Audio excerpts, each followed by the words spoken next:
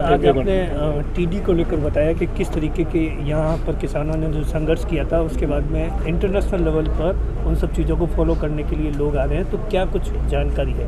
Argentina का जो शिष्टमंडल आ रहा है वो ये देखने के लिए आ रहा है कि बाड़मेर जैसलमेर के किसानों ने टिड्डी रोकथाम के अंदर क्या भूमिका निभाई। वो अलग बात है कि हम खुद बाड़मेर जैसलमेर और देश के अंदर उनके योगदान को जिस स्तर के ऊपर उसकी चर्चा और करनी चाहिए वो हम लोग नहीं कर रहे, और जो नतीजे पूरी दुनिया देख रही है, आज मैं उन सभी किसानों को साधुवाद देना चाहता हूँ। अपने स्वयं के संसाधन लगाकर, दुनिया के अंदर ये उदाहरण नहीं है, बाड़मेर जैसलमेर के किसानों ने स्वयं, मैं हज़ारों की बात नहीं कर रहा हूँ, लाखों की बात नहीं कर रहा हूँ, सैकड़ों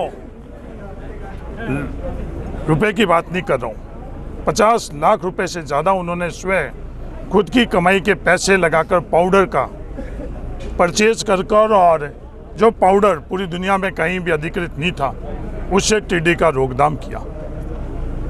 ये एक तरह का व्यवस्था थी कि टिड्डी नियंत्रण सिर्फ दिन में हो सकती। बाड़मेर जैसलमेर ने ये व्यवस्था में भी एक परिवर्तन लेकर आई है और पूरी दुनिया के अंदर उदाहरण प्रस्तुत किया।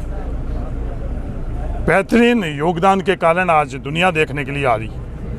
सर, जिस तरीके से वेस्टर्न राजस्थान में पिछले कुछ दिनों से लगातार बारिश का दौर एकदम थम गया है और अकाल जैसे हालात हो गए, 10 साल में ऐसा पहली बार हुआ है।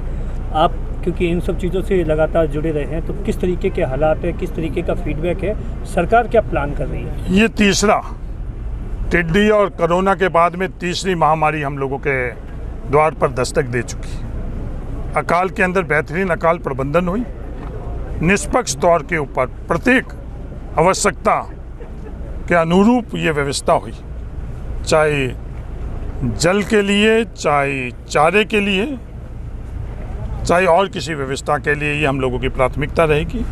सिर्फ सरकारें ही नहीं, टिड्डी नियंत्रण और कोरोना के नियंत्रण के अंदर जिस प्रकार की जन भागीदारी रही है, मुझे आशा ही नहीं, विश्वास है कि बाड़मेर की जो परंपरा रही है, उन तमाम जन भागीदारी से बेहतरीन अकाल प्रबंधन भी होगा। सर, जो अभी बुआई की है कि किसानों ने, उनमें जो ऋण लिया है, को सरकार उनको भी माफ़ करने के लिए ये बुआई के संदर्भ में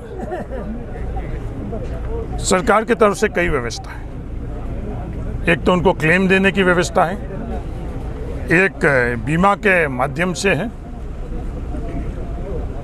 इन दोनों के माध्यम से बाड़मेर के किसानों को उनका हक मिले, ये मेरा प्रयास रहेगा। निरंतर पिछले दिनों के अंदर चाहे एग्रीकल्चर डिपार्टमेंट हो, बीमा कंपनी हो, जो आज सबसे पहला कदम है उनका सर्वे का। जैसलमेर के अंदर भी पिछले दिन साल जब तूफान आया तो जैसलमेर के चंद किसानों ने ही उनमें पंजीकृत किया था, चाहे ऑनलाइन और चाहे टेलीफोनिक।